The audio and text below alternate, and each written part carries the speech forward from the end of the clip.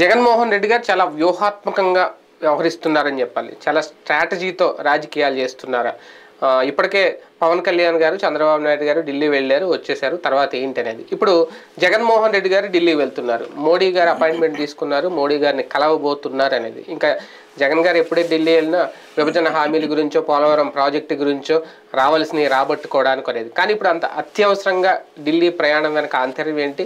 ఎన్నికలకు ముందు తాజాగా ఆయన డిఎస్సి నోటిఫికేషన్ విడుదల చేసినా ఇప్పటివరకు ఆయన మీద ఉన్న మచ్చ ఏదైతే ఉందో, జాబ్ క్యాలెండర్ విషయంలో నిరుద్యోగులను పట్టించుకోలేదని, వాటిని తొలగించుకునే ప్రయత్నం చేయడం కూడా, ఇదంతా ఒక వ్యూహాత్మకంగా ఏం జరగబోతుంది? ఇది అంశం మీద చర్చించే ప్రయత్నం. సడన్గా అత్యవసర టూర్ అనుకోవాలండి జగన్మోహన్ రెడ్డి గారిది. వెళ్ళి వచ్చిన వెంటనే వెళ్ళడం వాస్తవంగా లాస్ట్ వీక్ వెళ్లాల్సి ఉంది. అయితే అప్పుడు ఈ టూర్ హడావిడిలో ఉన్నారు కాబట్టి పార్లమెంట్ సెషన్స్ అప్పుడు అన్నారు కదా ఢిల్లీ వెళ్ళబోతున్నాడు టూర్ అనేటువంటిది. అప్పుడు అపాయింట్మెంట్ అవ్వలేదు, ఇప్పుడు వచ్చినట్టుంది. ఇక్కడ మెయిన్ ఏంటంటే ఎలక్షన్స్ దగ్గరకు వస్తున్నాయి. ఇప్పుడు పోలవరానికి కొంత రాష్ట్ర ప్రభుత్వం ఖర్చు పెట్టినవి ఉంటాయి, అట్లా కేంద్ర ప్రభుత్వ పథకాలకు కొంత రాష్ట్ర ప్రభుత్వం నుండి ఖర్చు పెట్టినవి ఉంటాయి. ఇంకోటి కొన్ని గ్రాంట్స్ ఇవన్నీ శాంక్షన్ అయ్యి ఉంటాయి. అవన్నీ ఇప్పుడు డబ్బులు అర్జెంటుగా రాబట్టుకోవాలి. ఒక రకంగా దాన్ని ఏమంటాం, ఒగ్గబెట్టుకోవడం అంటారు వాళ్ళు. ఒగ్గబెట్టి అడిగితే కానీ ఎవరా మామూలుగా కేంద్రం ఇవ్వాల్సిన పోలవరానికి రావాల్సిన నిధులు వస్తానే విడుదల చేస్తున్నారు కదా, వచ్చేస్తాయి. కానీ ఎలక్షన్స్ అప్పుడు ముందు కావాలని చెప్తారు. విడి రోజుల్లో అయితే కనుక మీరు తొందరగా చూడండి అంటే వాళ్ళు చూస్తారు. సాధారణంగా వాళ్ళు పంపిస్తుంటారు. ఇప్పుడు అర్జెంటుగా కావాలి. ఇప్పుడు ఈ నెలలో అయిపోయింది, ఈ నెలలో పెన్షన్స్ ఇచ్చేసారు అంటే ఏంటి? ఇప్పుడు అది చీన్ ఖర్చు పెట్టుకోవడం కదా. ఇప్పుడు పోలవరం ప్రాజెక్ట్ అంటే దానికే వెళ్ళాలి కదా, ఈయన ఖర్చు పెట్టుకుంటారు. అవి పోలవరానికి పెట్టినటువంటి డబ్బులు, పోలవరం పాలసీ ఏంటంటే డబ్బులు వీళ్ళు కడతారు, అది రీఎంబర్స్ చేస్తుంది. అంటే ఆ డబ్బులు రాష్ట్ర ప్రభుత్వం డబ్బులే, తర్వాత కేంద్రం ఇచ్చేస్తుంటుంది ఎప్పటికప్పుడు బిల్లులు క్లియర్ అయ్యాక. ఆ డబ్బులు వస్తే ఇక్కడ రాష్ట్రానికి ఈయన ఖర్చు పెట్టుకోవచ్చు కదా ఈ పథకాలకి. చేయూత వీటికి ఉన్నాయి, అందరికి ఒకేసారి వేయట్లేదు కదా, బటన్ నొక్కుతున్నారు కానీ 15-20 రోజులు పడుతోంది. డబ్బులు లేవనుకోండి ఆగిపోతాయి కదా. ఇప్పుడు పసుపు కుంకుమ అట్లాగే 10,000 అని చెప్పాక ఒకేసారి 10,000 వేయలేదు, 3,000 అని 2,000 అని 1,000 వేసారు. ఉన్న డబ్బులను అట్లా వేసుకొచ్చారు. ఇప్పుడు వీళ్ళు అట్లా కాకుండా కొంతమందికనే వేసుకొస్తున్నారు. మొదట 1,00,000 మందికి, తర్వాత ఒక 2,00,000 మందికి అట్లా వేసుకొస్తున్నారు. మొత్తం పూర్తి కావాలని డబ్బులు ఉండాలి. ప్లస్ ఈ మిగతా రేపు పొద్దున వచ్చే నెలకి డబ్బులు ఇవ్వాలి కదా, పెన్షన్. ఇప్పుడు వచ్చే నెల 1వ తారీఖు డబ్బులు ఇవ్వాలా, జీతాలు వేయాలా, ఇవన్నీ టైంకి రావాలి డబ్బులు. అట్లాగే ఇప్పుడు బడ్జెట్ అయిపోయింది, కేంద్ర ప్రభుత్వ బడ్జెట్, కాబట్టి దాని ద్వారా వచ్చే గ్రాంట్లు అవి సాధారణంగా ఏంటంటే నిదానంగా వేస్తారు. ఎలక్షన్స్ అయిపోయిన తర్వాత రావాలి, కానీ ముందు ఇవ్వమని అడగచ్చును మేబీ. ఇప్పుడు లాస్ట్ ట్రిప్ చంద్రబాబు గారికి కూడా 10,000 కోట్ల రూపాయలు, 12,000 కోట్ల రూపాయలు చివరిలో ఎక్స్ట్రా పంపించారు వాళ్ళు. అవి తర్వాత జగన్ వచ్చాక అందులో నుంచి తగ్గించుకున్నారు. అప్పుడు జగన్ గొడవ పెట్టింది అదే కదా, వాళ్ళు ఎక్స్ట్రా లోన్ అడిగితే ఇవ్వడం ఏంటి, మాకు కొయ్యడం ఏంటి, మీకు వాళ్ళకి గొడవ అని చెప్పారు. అప్పుడు తీరా చూస్తేనేమో మీరేమో వాళ్ళకి ఎక్స్ట్రా ఇచ్చేశారు అన్నటువంటిది. ఆ విధంగా ఇప్పుడు ఎక్స్ట్రా అడగచ్చునేమో. 10 ఏళ్లుగా విభజన హామీల గురించి, విభజన సమయంలో సర్దుబాట్ల గురించి ఆ ముఖ్యమంత్రి కానీ ఈయన కానీ అడుగుతానే ఉన్నారా? ఎన్నికలు ముందు వచ్చేసిన ఇప్పుడు కూడా దాని గురించే భేటీ అంటే ఎంతవరకు నమ్మొచ్చు? విభజన హామీల గురించి అని నేను అనుకోను, అదొక పెద్ద డ్రామా తప్పించి ఏం లేదు. ఇంకా హోదా అనే మాట అయితే తగ్గించారు. మొన్నటి వరకు అయితే ప్రత్యేక హోదా గురించి అనడానికి కూడా వెళ్తున్నారు జగన్ గారని వైసీపీ వాళ్ళే అన్నారు. అంటే ఒక మెలోడీ టైప్లో అదొకటి చిరువిత చరణం చేయడం తప్పించి హోదా అంశంలో ఏం తగ్గిందని అడుగుతారు. హోదా ఒక్కటే అడగాలి, మిగతా విభజన హామీలన్నీ ఆల్రెడీ జరిగిపోతున్నాయి. పోలవరానికి డబ్బులు ఇస్తానే ఉన్నారు కదా, అప్పుడు ఇచ్చారు, ఇప్పుడు ఇచ్చారు. మధ్యలో వీళ్ళు కన్స్ట్రక్షన్లో తేడాలు చేసిన దానివల్ల నష్టపోయారు. దాంట్లో విభజన హామీలో పోలవరం ఉంది, ఇచ్చారు కదా. అట్లాగే పోర్టులకు సంబంధించి దుగ్గరాజపట్నం పోర్టు బదులు రామాయపట్నం పోర్టుకే చేశారా, అది కూడా ఏమంది రాష్ట్ర ప్రభుత్వం మేమే కడతామని చెప్పింది. తద్వారా ఇక్కడికి ఒకటి లైన్లోకి వచ్చిందా. అట్లాగే చూసుకుంటే ఈ ఫిషింగ్ హార్బర్లు కడుతున్నారు, కేంద్ర ప్రభుత్వ నిధులతో జరగాల్సినవన్నీ జరుగుతున్నాయి. 12 దాకా ఫిషింగ్ హార్బర్ల నిర్మాణమా ఇవన్నీ కూడా. వాటికి ఫస్ట్ ఇక్కడ డబ్బులు పెడతారు, రీఎంబర్స్ అక్కడి నుంచి తీసుకుంటుంటారు. అవి డబ్బులు అడగటం. ఇంకొకటి ఏంటంటే విభజన హామీల్లో హోదా అన్నటువంటిది రాదని వీళ్ళందరికీ తెలుసు. కాకపోతే హోదా బదులుగా వచ్చేటువంటి ప్యాకేజ్ తీసుకునే ధైర్యం జగన్ చేయలేదు. రేపు బాబు అయినా చేస్తాడని చూడాలి. అంతకుముందు బాబు ఫస్ట్ ప్యాకేజ్ తీసుకోవడానికి రెడీ అయ్యి కొంత అమౌంట్ తీసుకున్నారు. తీసుకున్న తర్వాత మిగతాదంటే 12,000 కోట్లు 14,000 కోట్లు డబ్బులు తీసేసుకున్నారు. తీసేసుకున్న తర్వాత మళ్ళీ మాకు హోదా కావాలన్న, అది కుదరదని చెప్పింది. ఎందుకు అసెంబ్లీలో తీర్మానం చేసి పెట్టారు, అది థ్యాంక్స్ కూడా. తర్వాత ఎట్లా ఇస్తారు?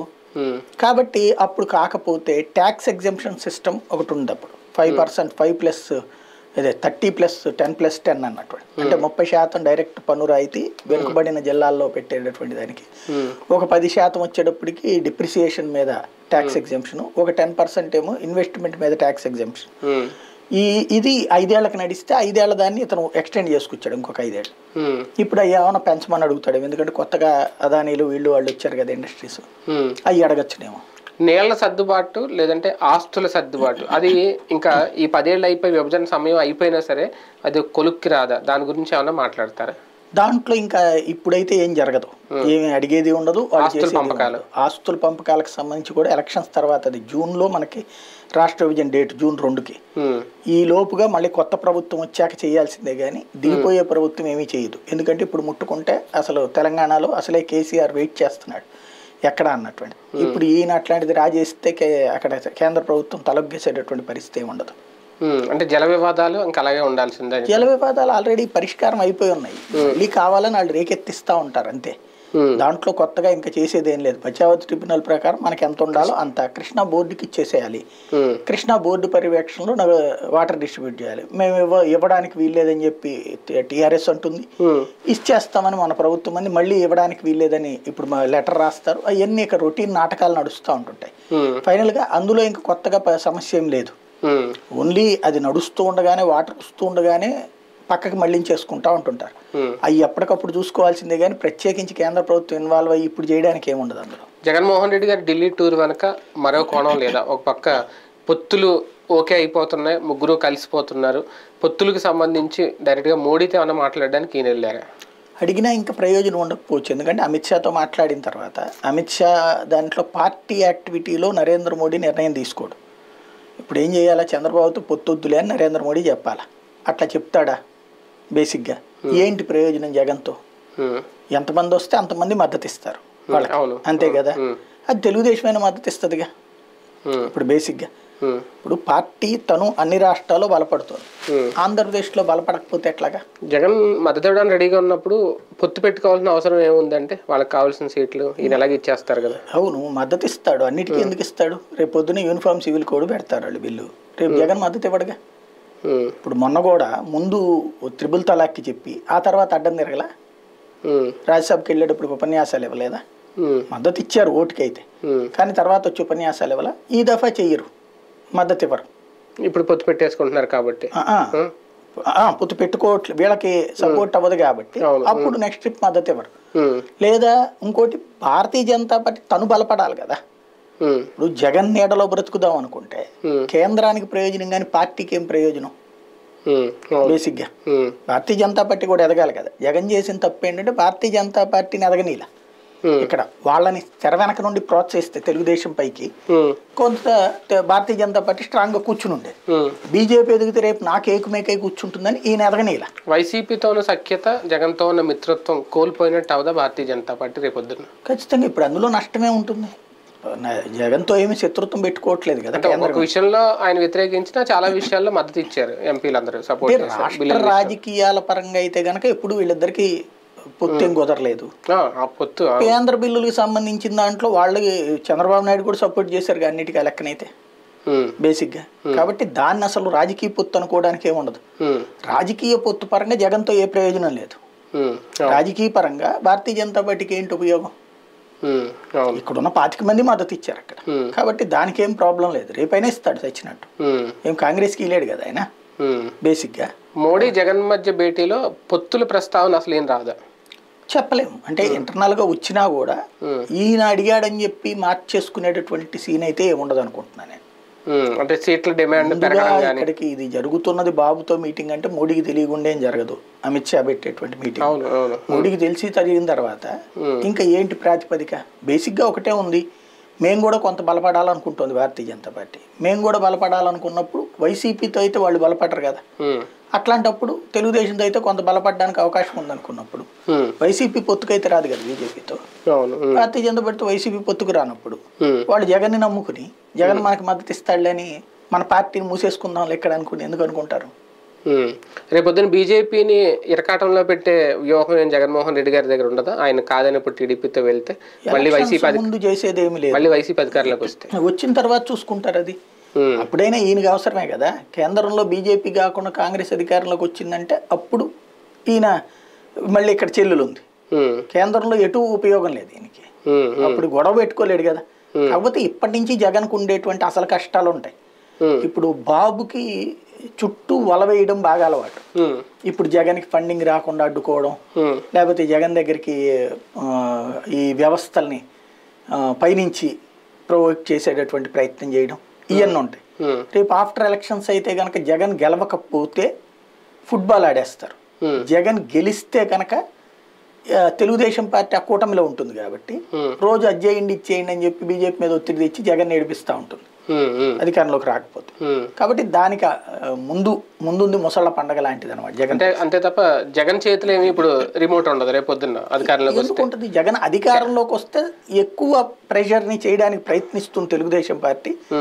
కాకపోతే అక్కడ ఎంత చేసినా కూడా పవర్ ఇక్కడ ఉంటుంది కాబట్టి కంట్రోల్లో ఉంటుంది అధికారంలోకి వస్తే. అదే అవును. అధికారంలోకి రాకపోతే కనుక జగన్ కి చాలా దారుణమైన దెబ్బ కొడతారు. అంటే ఇన్ని రోజులు సఖ్యతకు ఉన్నారు కాబట్టి బీజేపీని పెద్దగా టార్గెట్ చేయలేదు వైసీపీ. రేపు టార్గెట్ చేస్తుందేమో కదా. ఇప్పుడు బీజేపీ ఇప్పుడు టీడీపీ వైపు వెళ్ళిపోతుంది కాబట్టి టార్గెట్ చేసే అవకాశం ఉంటుంది. ఏం చేస్తారు చేసి టార్గెట్? ఇప్పుడు దాంట్లో ఏమన్నా కొత్తగా పోతుంది అనుకుంటే వాళ్ళు భయపడాలా? కొత్తగా పోయేది ఏముంది వాళ్ళకి? ఇంకోటి ఈయనకి ఎవరున్నారు పైన జగన్కి ఎక్సెప్ట్ బీజేపీ, ఇంకోటి లేరు. ఇప్పుడు సమస్య ఏంటంటే భారతీయ జనతా పార్టీ నువ్వు సైలెంట్గా ఉండు, మేము నీకు సపోర్ట్ చేస్తాం అంటున్నాడు ఈయన. నమ్మదగ్గ మిత్రుడిని నేను అంటున్నాడు. కాకపోతే మేము పార్టీకి ఎదక్కపోతే ఎట్లా అంటుంది భారతీయ జనతా పార్టీ. పార్టీకి ఎదగాలి కదా అంటుంది, కానీ తెలుగుదేశంతో కలిస్తే నువ్వు ఎదగట్లేదు కదా అంటాడు జగన్. నీతో స్నేహంతో మేమేమి ఎదుగుతాం అంటాడు భారతీయ జనతా పార్టీ. వాళ్ళు ఉన్నప్పుడు ఏదో 4 ఎమ్మెల్యేలు 2 ఎంపీలు సాధించుకున్నారు, మంత్రులు గింతులు ఏమో ఉన్నారు. ఇప్పుడు అయితే 5 ఏళ్లలో అయితే 0 కదా. రేపు మళ్ళీ జగన్ వస్తే వాళ్ళకేం ఉరుగుతుంది? కాబట్టి ఎవడు స్వార్థం ఆడిదే. జగన్ తన స్వార్థం గురించి ఆలోచించుకున్నాడు, ఇప్పుడు వాళ్ళ స్వార్థం చూసుకుంటారు కదా. ఎన్నికలకు ముందు జగన్మోహన్ రెడ్డి గారు కూడా స్టంట్స్ ఏమైనా వాడుతున్నారా? అందుకేనా ఈ ఎలక్షన్ స్టంట్స్, అందుకేనా ఈ డిఎస్సి నోటిఫికేషన్ హడావుడిగా ఇప్పుడు అంటే మెగా డిఎస్సి అని అనడానికి లేదు, అది 6100 పోస్టులు ఎన్నో, కానీ ఎన్నికల ముందు రిలీజ్ చేయడం. బేసిక్గా అయితే చంద్రబాబు హయాంలో కూడా 6100 పోస్టులు ఏమి రిక్రూట్ చేయలేదు కదా. అవును. కాబట్టి ఈ 10 ఏళ్లలో చూస్తే రాష్ట్ర విభజన తర్వాత పెద్ద డిఎస్సిని అంతేనా. కానీ ఆశ పెట్టి చివరిలో ఎలక్షన్స్ ముందంటే పెద్దగా ప్రయోజనం కాదు.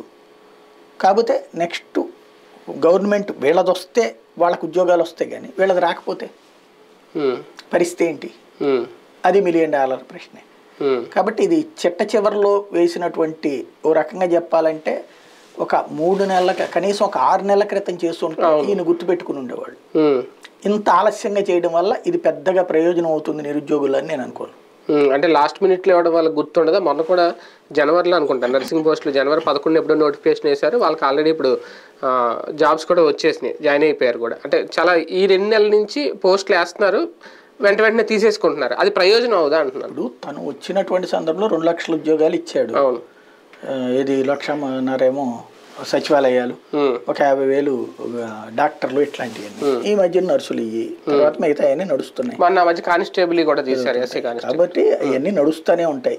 ఇది వాటిని ఇప్పుడు సమస్య ఎక్కడ ఉంటుందంటే ఉద్యోగం పొందిన వాళ్ళు నాకు ఈ ప్రభుత్వం వల్ల ఉద్యోగం వచ్చిందని ఫీల్ అవుతారా? రేషన్ తీసుకున్న వాళ్ళందరూ నాకు ఈ ప్రభుత్వం వల్ల బియ్యం వచ్చినాయి కాబట్టి నేను ఇలా కోటేద్దామని ఫీల్ అవుతారా? అట్లయితే కనుక అసలు ఇప్పుడు ఇన్ని ప్రభుత్వాలు రావు కదా, మొదటి ఇచ్చినోడికే రావాలి కదా. కాబట్టి దాని వెనకాల చాలా రాజకీయాలు ఉంటాయి, చాలా లాజిక్లు ఉంటాయి. జాబ్ క్యాలెండర్ హామీ నిలబెట్టుకోలేకపోయారు, లేదంటే నిరుద్యోగుల విషయంలో ఆయన సరిగ్గా చేయలేదు జగన్మోహన్ రెడ్డి గారు అనే ఆ ముద్ర ఏదైతే ఉందో దాన్ని చెరుపుకునే ప్రయత్నం దీనివల్ల జరుగుద్దా జరగదా?